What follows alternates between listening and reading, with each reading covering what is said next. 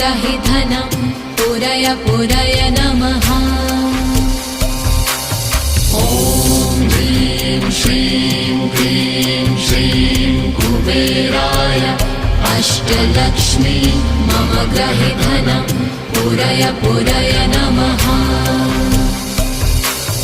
ॐ ह्रीं श्रीं क्लीं श्रीं कुबेराय अष्टलक्ष्मी मम ग्रहे धनं पुरय पुरय नमः।